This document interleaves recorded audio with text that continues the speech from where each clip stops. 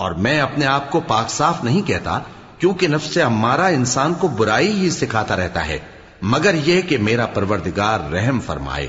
بے شک میرا پروردگار بخشنے والا ہے، مہربان ہے۔ اور بادشاہ نے حکم دیا کہ اسے میرے پاس لاؤ، میں اسے اپنا مصاحب خاص بناؤں گا۔ پھر جب ان سے گفتگو کی تو کہا کہ آج سے تم ہمارے ہاں صاحب منزلت ہو اور صاحب اعتبار ہو۔ یوسف نے کہا مجھے زرعی پیداوار پر مقرر کر دیجئے، کیونکہ میں حفاظت بھی کر سکتا ہوں اور اس کام سے واقف بھی ہوں۔ اس طرح ہم نے یوسف کو ملک مصر میں جگہ دی اور وہ اس ملک میں جہاں چاہتے تھے رہتے تھے۔ ہم اپنی رحمت جس پر چاہتے ہیں کرتے ہیں اور نیکوکاروں کے اجر کو ضائع نہیں کرتے، اور جو لوگ ایمان لائے اور ڈرتے رہے ان کے لیے آخرت کا اجر بہت بہتر ہے۔ اور یوسف کے بھائی کنعان سے مصر میں غلہ خریدنے کے لیے آئے تو یوسف کے پاس گئے، تو یوسف نے ان کو پہچان لیا اور وہ ان کو نہ پہچان سکے۔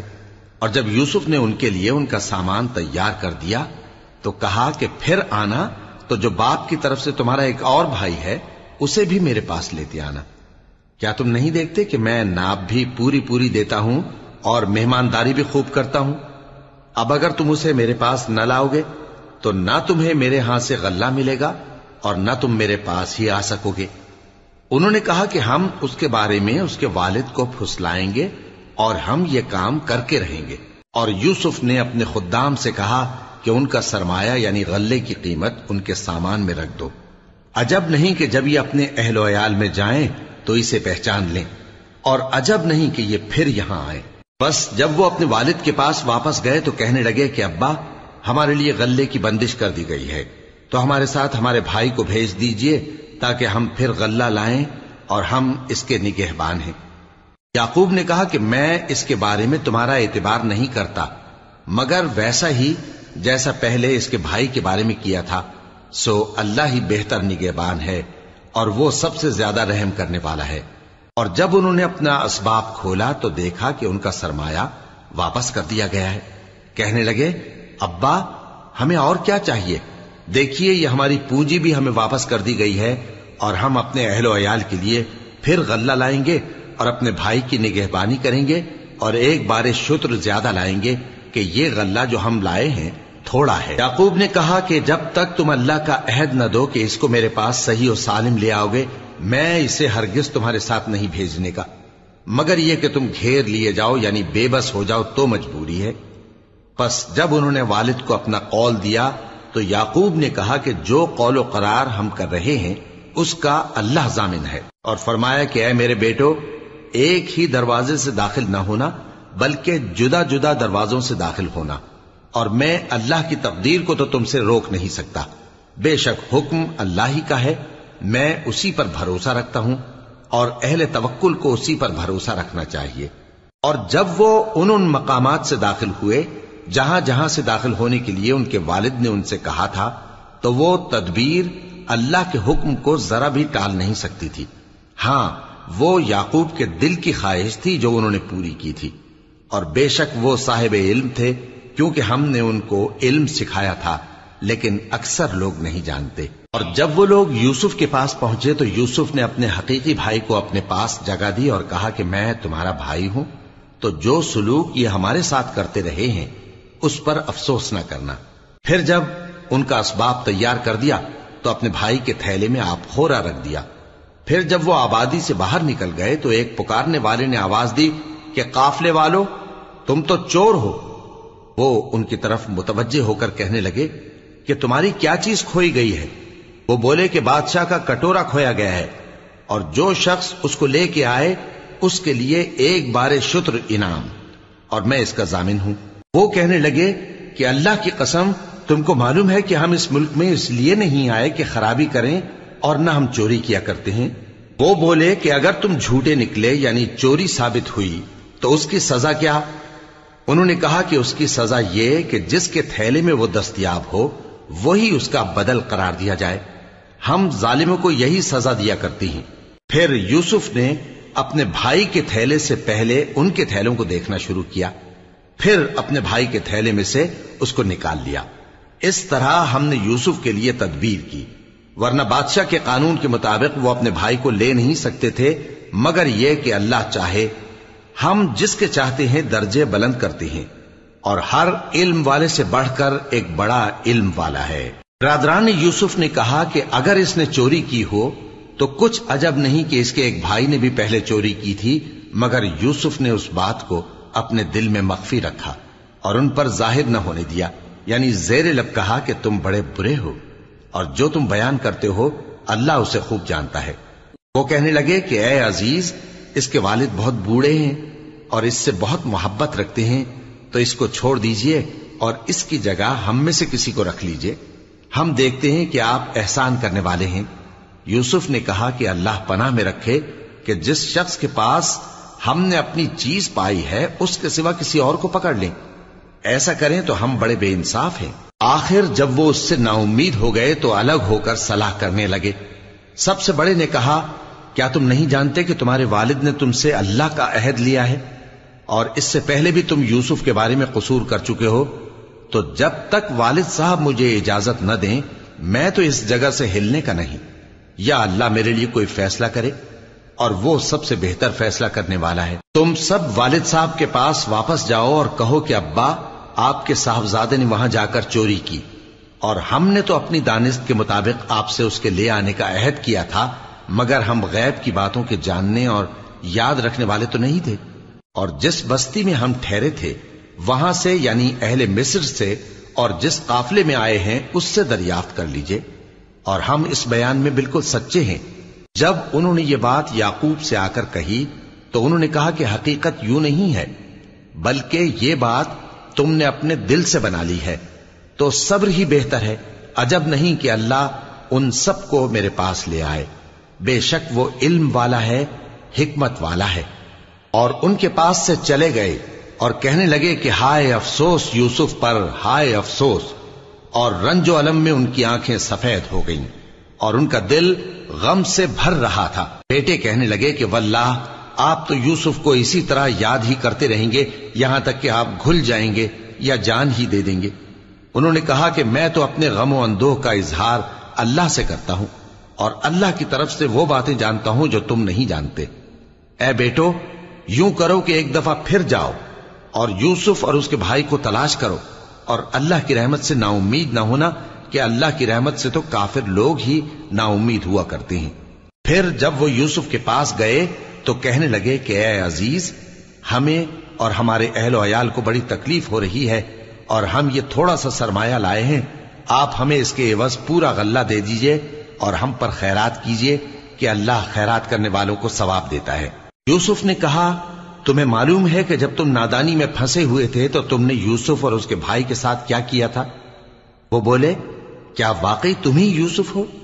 انہوں نے کہا، ہاں میں یوسف ہوں، اور بن یامین کی طرف اشارہ کر کے کہنے لگے، یہ میرا بھائی ہے، اللہ نے ہم پر بڑا احسان کیا ہے۔ جو شخص اللہ سے ڈرتا اور صبر کرتا ہے تو اللہ نیکوکاروں کا اجر ضائع نہیں کرتا۔ وہ بولے، اللہ کی قسم، اللہ نے تم کو ہم پر فضیلت بخشی ہے اور بے شک ہم خطاکار تھے۔ یوسف نے کہا کہ آج کے دن تم پر کوئی ملامت نہیں، اللہ تم کو معاف کرے، اور وہ سب سے بڑھ کر رحم کرنے والا ہے۔ یہ میرا کرتا لے جاؤ، پھر اسے والد صاحب کے منہ پر ڈال دینا تو وہ بینا ہو جائیں گے، اور اپنے تمام اہل و عیال کو میرے پاس لے آؤ۔ اور جب قافلہ مصر سے روانہ ہوا تو ان کے والد کہنے لگے کہ اگر مجھ کو یہ نہ کہو کہ بوڑھا بہک گیا ہے تو مجھے تو یوسف کی بو آ رہی ہے۔ وہ بولے کہ واللہ آپ اسی قدیم غلطی میں مبتلا ہیں۔ مگر جب خوشخبری دینے والا آپ پہنچا تو اس نے کرتا ان کے منہ پر ڈال دیا، سو وہ بینا ہو گئے، اور بیٹوں سے کہنے لگے، کیا میں نے تم سے نہیں کہا تھا کہ میں اللہ کی طرف سے وہ باتیں جانتا ہوں جو تم نہیں جانتے؟ بیٹوں نے کہا کہ ابا، ہمارے لیے ہمارے گناہ کی مغفرت مانگیے، بے شک ہم خطاکار تھے۔ فرمایا، میں اپنے پروردگار سے تمہارے لیے بخشش مانگوں گا، بے شک وہ بخشنے والا ہے، مہربان ہے۔ پھر جب یہ سب لوگ یوسف کے پاس پہنچے تو انہوں نے اپنے والدین کو اپنے پاس جگہ دی اور کہا، مصر میں داخل ہو جائیے، اللہ نے چاہا تو امن و امان سے رہیے گا۔ اور اپنے والدین کو تخت پر بٹھایا اور سب ان کے آگے سجدے میں گر پڑے۔ اور اس وقت یوسف نے کہا، ابا جان، یہ میرے اس خواب کی تعبیر ہے جو میں نے پہلے بچپن میں دیکھا تھا، میرے پروردگار نے اسے سچ کر دیا اور اس نے مجھ پر بہت سے احسان کیے ہیں کہ مجھ کو قید خانے سے نکالا، اور اس کے بعد کہ شیطان نے مجھ میں اور میرے بھائیوں میں فساد ڈال دیا تھا، آپ کو گاؤں سے یہاں لایا۔ بے شک میرا پروردگار جو چاہتا ہے تدبیر سے کرتا ہے، وہ علم والا ہے، حکمت والا ہے۔ جب یہ سب باتیں ہو لیں تو یوسف نے اللہ سے دعا کی کہ اے میرے پروردگار، تو نے مجھ کو حکومت سے نوازا اور خوابوں کی تعبیر کا علم بخشا۔ اے آسمانوں اور زمین کے پیدا کرنے والے، تو ہی دنیا اور آخرت میں میرا کارساز ہے۔ تو مجھے دنیا سے اپنی اطاعت کی حالت میں اٹھائیو اور آخرت میں اپنے نیک بندوں میں داخل کیجو۔ اے پیغمبر، یہ اخبار غیب میں سے ہیں جو ہم تمہاری طرف بھیجتے ہیں۔ اور جب برادران یوسف نے اپنی بات پر اتفاق کیا تھا اور وہ فریب کر رہے تھے تو تم ان کے پاس تو نہ تھے، اور بہت سے آدمی گو تم کتنی خواہش کرو ایمان لانے والے نہیں ہیں، اور تم ان سے اس خیر خواہی کا کچھ صلہ بھی تو نہیں مانگتے۔ یہ قرآن اور کچھ نہیں تمام جہانوں کے لیے نصیحت ہے، اور آسمان و زمین میں بہت سی نشانیاں ہیں جن پر سے یہ گزرتے ہیں اور ان کو نظر انداز کر دیتے ہیں، اور یہ اکثر اللہ پر ایمان نہیں رکھتے مگر اس کے ساتھ شرک بھی کرتے ہیں۔ تو کیا یہ اس بات سے بے خوف ہیں کہ ان پر اللہ کا عذاب نازل ہو کر ان کو ڈھانپ لے، یا ان پر ناگہاں قیامت آ جائے اور انہیں خبر بھی نہ ہو؟ کہہ دو میرا رستہ تو یہ ہے، میں اللہ کی طرف بلاتا ہوں سمجھ بوجھ کر، میں بھی لوگوں کو اللہ کی طرف بلاتا ہوں اور میرے پیراؤ بھی، اور اللہ پاک ہے اور میں شرک کرنے والوں میں سے نہیں ہوں۔ اور ہم نے تم سے پہلے بستیوں کے رہنے والوں میں سے مرد ہی بھیجے تھے جن کی طرف ہم وہی بھیجتے تھے۔ کیا ان لوگوں نے ملک میں سیر و سیاحت نہیں کی کہ دیکھ لیتے کہ جو لوگ ان سے پہلے تھے ان کا انجام کیا ہوا؟ اور متقیوں کے لیے آخرت کا گھر بہت اچھا ہے، کیا تم سمجھتے نہیں؟ یہاں تک کہ جب پیغمبر نا امید ہو گئے اور انہوں نے خیال کیا کہ اپنی نصرت کے بارے میں جو بات انہوں نے کہی تھی اس میں وہ سچے نہ نکلے، تو ان کے پاس ہماری مدد آ پہنچی، پھر جسے ہم نے چاہا بچا دیا، اور ہمارا عذاب اتر کر گناہگار لوگوں سے پھیرا نہیں کرتا۔ ان کے قصے میں عقل مندوں کے لیے عبرت ہے۔ یہ قرآن ایسی بات نہیں ہے جو اپنے دل سے بنائی گئی ہو، بلکہ جو کتابیں اس سے پہلے نازل ہوئی ہیں ان کی تصدیق کرنے والا ہے اور ہر چیز کی تفصیل کرنے والا، اور مومنوں کے لیے ہدایت اور رحمت ہے۔ شروع اللہ کا نام لے کر جو بڑا مہربان نہایت رحم والا ہے۔ الف لام میم را۔ اے نبی، یہ کتاب الہی کی آیتیں ہیں، اور جو کچھ تمہارے پروردگار کی طرف سے تم پر نازل ہوا ہے حق ہے، لیکن اکثر لوگ ایمان نہیں لاتے۔ اللہ وہی تو ہے جس نے ستونوں کے بغیر آسمان جیسا کہ تم دیکھتے ہو اتنے اونچے بنائے، پھر عرش پر جلوہ افروز ہوا اور سورج اور چاند کو کام میں لگا دیا، ہر ایک میعاد معین تک گردش کر رہا ہے۔ وہی دنیا کے کاموں کا انتظام کرتا ہے، اس طرح وہ اپنی آیتیں کھول کھول کر بیان کرتا ہے کہ تم اپنے پروردگار کے روبرو جانے کا یقین کرو۔ اور وہی ہے جس نے زمین کو پھیلایا اور اس میں پہاڑ اور دریا پیدا کیے اور ہر طرح کے میووں کی دو دو قسمیں بنائیں۔ وہی رات کو دن کا لباس پہناتا ہے، غور کرنے والوں کے لیے اس میں بہت سی نشانیاں ہیں۔ اور زمین میں کئی طرح کے قطعات ہیں ایک دوسرے سے ملے ہوئے، اور انگور کے باغ اور کھیتی اور کھجور کے درخت، بعض کی بہت سی شاخیں ہیں اور بعض کی اتنی نہیں ہوتی، باوجود کہ پانی سب کو ایک ہی ملتا ہے۔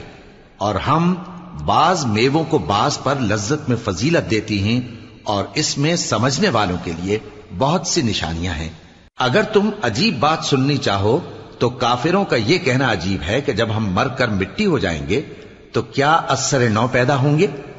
یہی لوگ ہیں جو اپنے پروردگار سے منکر ہوئے ہیں، اور یہی ہیں جن کی گردنوں میں طوق ہوں گے، اور یہی اہل دوزخ ہیں کہ ہمیشہ اس میں جلتے رہیں گے۔ اور یہ لوگ بھلائی سے پہلے تم سے برائی جلدی سے مانگتے ہیں، یعنی طالب عذاب ہیں، حالانکہ ان سے پہلے عذاب واقع ہو چکے ہیں۔ اور تمہارا پروردگار لوگوں کو باوجود ان کی بے انصافیوں کے معاف کرنے والا ہے، اور بے شک تمہارا پروردگار سخت عذاب دینے والا ہے۔ اور کافر لوگ کہتے ہیں کہ اس پیغمبر پر اس کے پروردگار کی طرف سے کوئی نشانی کیوں نازل نہیں ہوئی؟ اے نبی، تم تو صرف خبردار کرنے والے ہو، اور ہر ایک قوم کے لیے رہنما ہوا کرتا ہے۔ اللہ ہی اس بچے سے واقف ہے جو عورت کے پیٹ میں ہوتا ہے، اور وہی پیٹ کے سکڑنے اور بڑھنے سے بھی واقف ہے، اور ہر چیز کا اس کے ہاں ایک اندازہ مقرر ہے۔ وہ چھپی اور ظاہر چیزوں کا جاننے والا ہے، سب سے بزرگ ہے، عالی رتبہ ہے۔ کوئی تم میں سے چپکے سے بات کہے یا پکار کر، یا رات کو کہیں چھپ جائے یا دن کی روشنی میں کھلم کھلا چلے پھرے، اللہ کے نزدیک برابر ہے۔ اس کے آگے اور پیچھے اللہ کے چوکیدار ہیں جو اللہ کے حکم سے اس کی نگرانی کرتے ہیں۔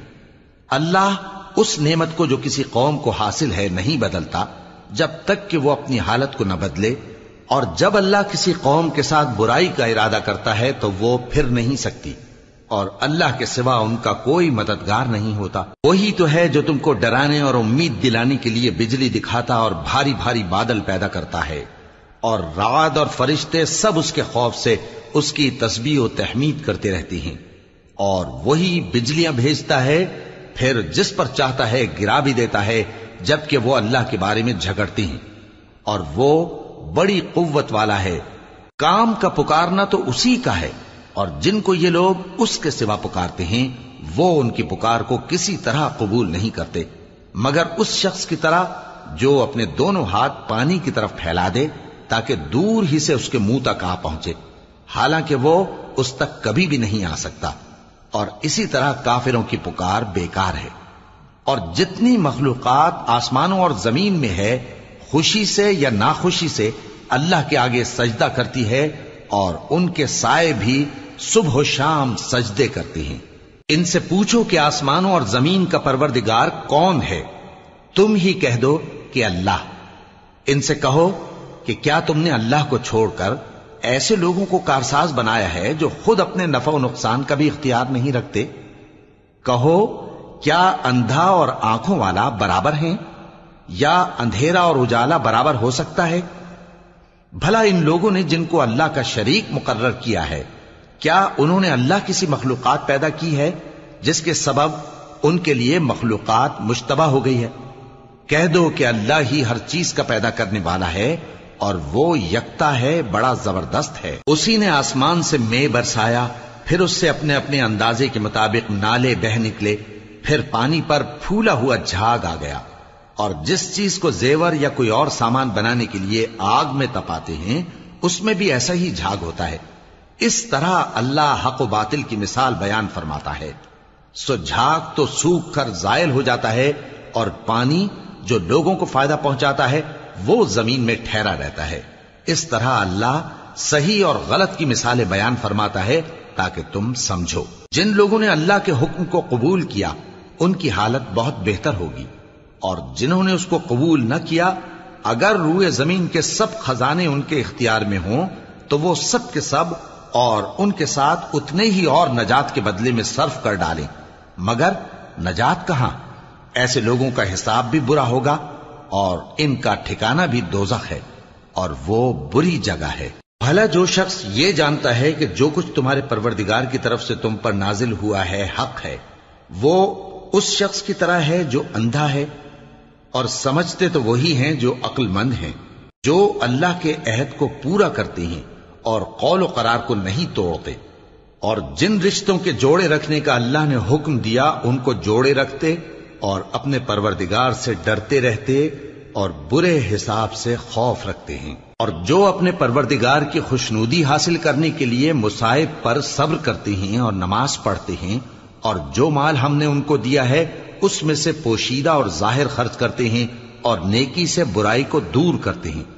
یہی لوگ ہیں جن کے لیے عاقبت کا گھر ہے، یعنی ہمیشہ رہنے کے باغات جن میں وہ داخل ہوں گے، اور ان کے باپ دادوں اور بیویوں اور اولاد میں سے جو نیکوکار ہوں گے وہ بھی بہشت میں جائیں گے، اور فرشتے بہشت کے ہر ایک دروازے سے ان کے پاس آئیں گے اور کہیں گے تم پر سلام ہو، یہ تمہاری ثابت قدمی کا بدلہ ہے، اور عاقبت کا گھر خوب گھر ہے۔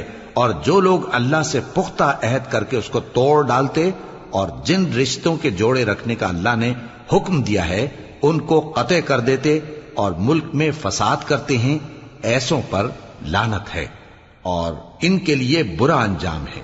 اللہ جس کا چاہتا ہے رزق فراخ کر دیتا ہے اور جس کا چاہتا ہے تنگ کر دیتا ہے۔ اور کافر لوگ دنیا کی زندگی پر خوش ہو رہے ہیں، اور دنیا کی زندگی آخرت کے مقابلے میں بہت تھوڑا سامان ہے۔ اور کافر کہتے ہیں کہ اس پیغمبر پر اس کے پروردگار کی طرف سے کوئی نشانی کیوں نازل نہیں ہوئی؟ کہہ دو کہ اللہ جسے چاہتا ہے گمراہ کرتا ہے، اور جو اس کی طرف رجوع ہوتا ہے اس کو اپنی طرف کا رستہ دکھاتا ہے، یعنی ان کو جو ایمان لاتے اور جن کے دل اللہ کی یاد سے آرام پاتے ہیں ان کو۔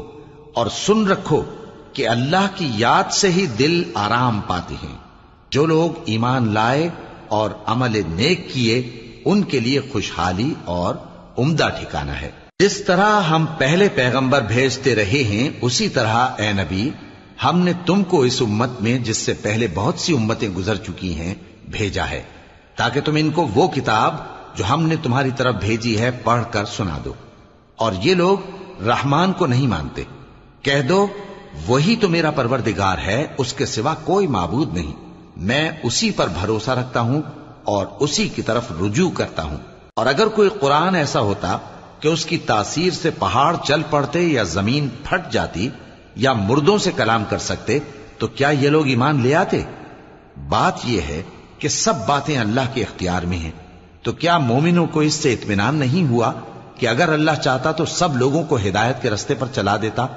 اور کافروں پر ہمیشہ ان کے اعمال کے بدلے آفت آتی رہے گی یا ان کے مکانات کے قریب نازل ہوتی رہے گی یہاں تک کہ اللہ کا وعدہ آ پہنچے۔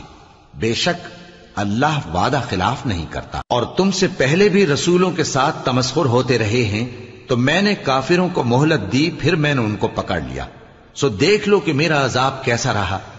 تو کیا وہ جو ہر شخص کے اعمال کا نگراں و نگہبان ہے وہ بتوں کی طرح بے علم و بے خبر ہو سکتا ہے؟ اور ان لوگوں نے اللہ کے شریک مقرر کر رکھے ہیں۔ ان سے کہو کہ ذرا ان کے نام تو لو۔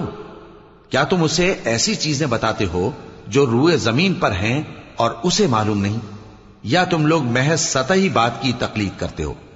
اصل یہ ہے کہ کافروں کو ان کے فریب خوبصورت معلوم ہوتے ہیں اور وہ ہدایت کے رستے سے روک لیے گئے ہیں، اور جسے اللہ گمراہ رہنے دے اسے کوئی ہدایت کرنے والا نہیں۔ ان کو دنیا کی زندگی میں بھی عذاب ہے اور آخرت کا عذاب تو بہت ہی سخت ہے، اور ان کو اللہ کے عذاب سے کوئی بھی بچانے والا نہیں۔ جس جنت کا پرہیزگاروں سے وعدہ کیا گیا ہے اس کی شان یہ ہے کہ اس کے نیچے نہریں بہ رہی ہیں، اس کے پھل ہمیشہ باقی رہنے والے ہیں اور اس کے سائے بھی۔ یہ ان لوگوں کا انجام ہے جو متقی ہیں، اور کافروں کا انجام دوزخ ہے۔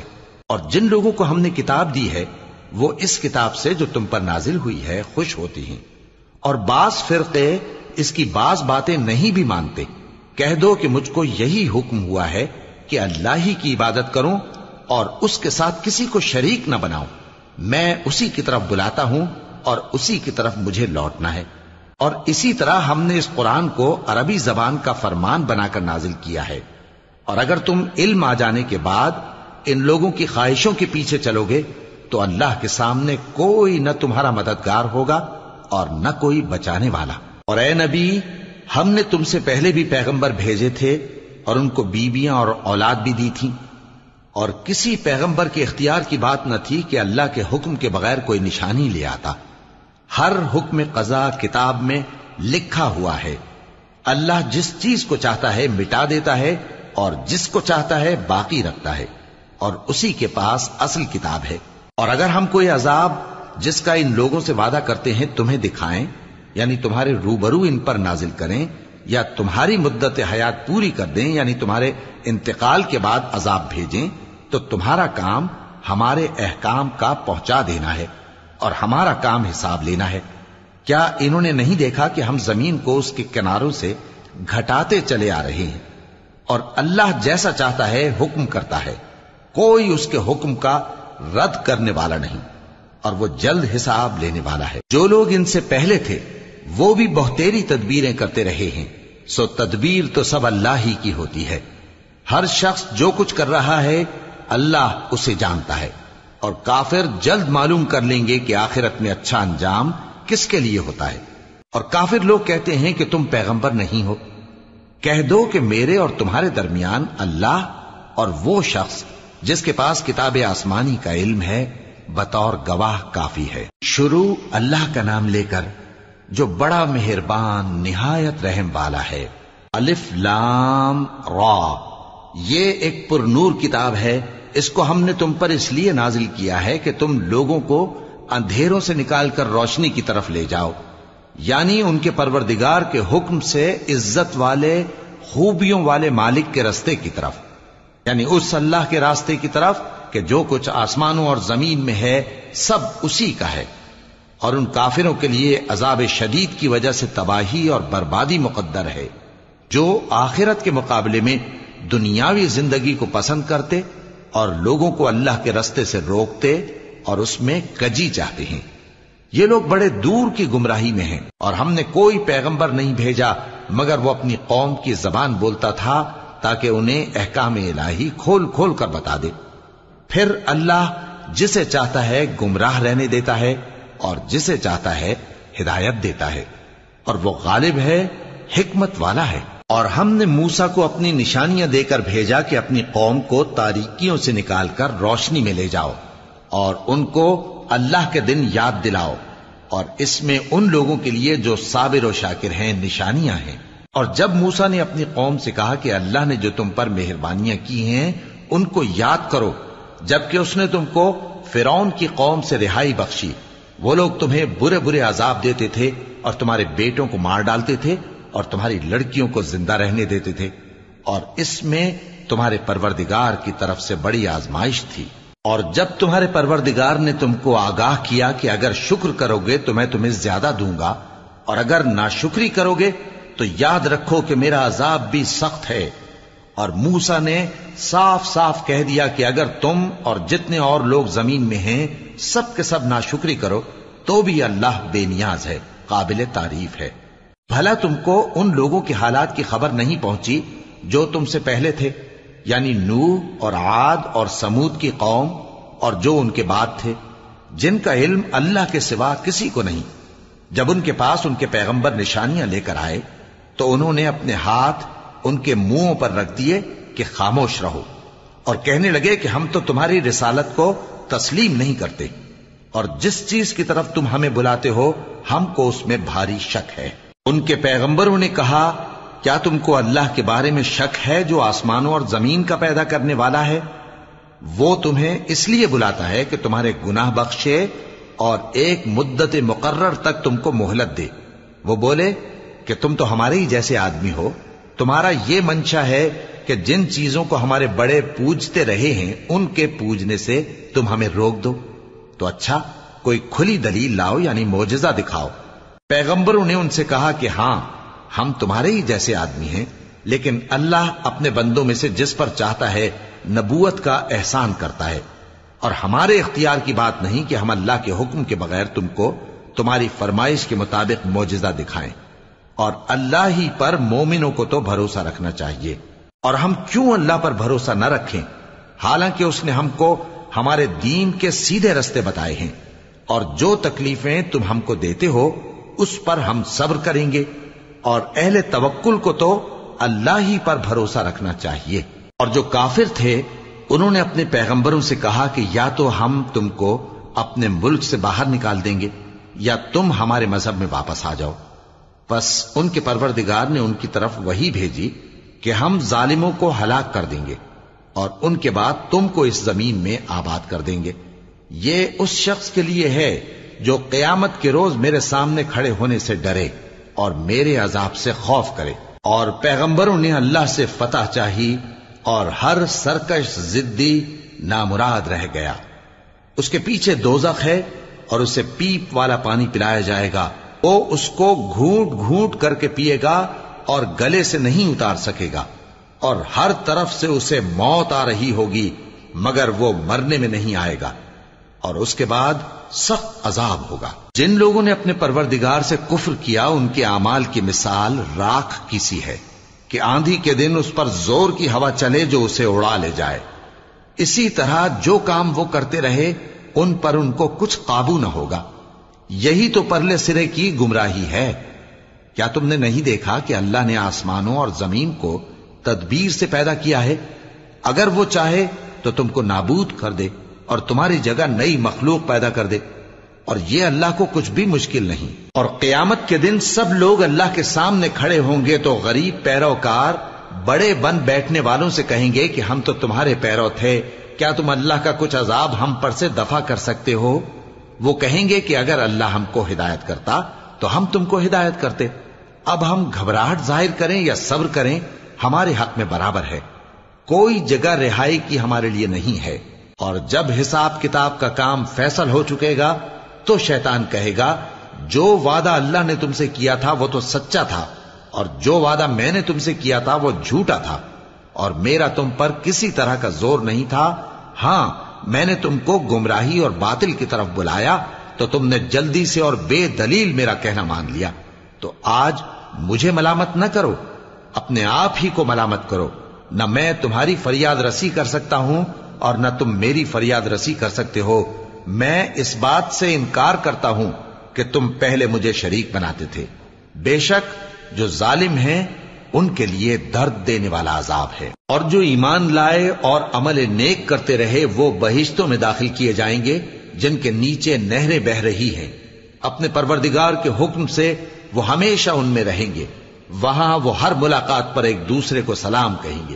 کیا تم نے نہیں دیکھا کہ اللہ نے کلمہ طیبہ کی کیسی مثال بیان فرمائی ہے؟ وہ ایسی ہے جیسے پاکیزہ درخت جس کی جڑ مضبوط ہو اور شاخیں آسمان میں پھیلی ہوں، وہ اپنے پروردگار کے حکم سے ہر موقع پر پھل لاتا ہو۔ اور اللہ لوگوں کے لیے مثالیں بیان فرماتا ہے تاکہ وہ نصیحت حاصل کریں۔ اور ناپاک بات یعنی غلط عقیدے کی مثال ناپاک درخت کی سی ہے کہ وہ زمین کے اوپر ہی سے اکھیڑ کر پھینک دیا جائے، اس کو ذرا بھی قرار و ثبات نہیں۔ اللہ مومنوں کے دلوں کو صحیح اور پکی بات سے دنیا کی زندگی میں بھی مضبوط رکھتا ہے اور آخرت میں بھی رکھے گا، اور اللہ بے انصافوں کو گمراہ کر دیتا ہے، اور اللہ جو چاہتا ہے کرتا ہے۔ کیا تم نے ان لوگوں کو نہیں دیکھا جنہوں نے اللہ کے احسان کو ناشکری سے بدل دیا اور اپنی قوم کو تباہی کے گھر میں لا اتارا، یعنی دوزخ میں، کہ سب ناشکرے اس میں داخل ہوں گے اور وہ برا ٹھکانہ ہے۔ اور ان لوگوں نے اللہ کے شریک مقرر کیے کہ لوگوں کو اس کے رستے سے گمراہ کریں۔ کہہ دو کہ چند روز فائدے اٹھا لو، آخر کار تم کو دوزخ کی طرف لوٹ کر جانا ہے۔ اے پیغمبر، میرے مومن بندوں سے کہہ دو کہ نماز پڑھا کریں، اور اس دن کے آنے سے پیشتر جس میں نہ اعمال کا سودا ہوگا اور نہ دوستی کام آئے گی، ہمارے دیے ہوئے مال میں سے پوشیدہ اور علانیہ خرچ کرتے رہیں۔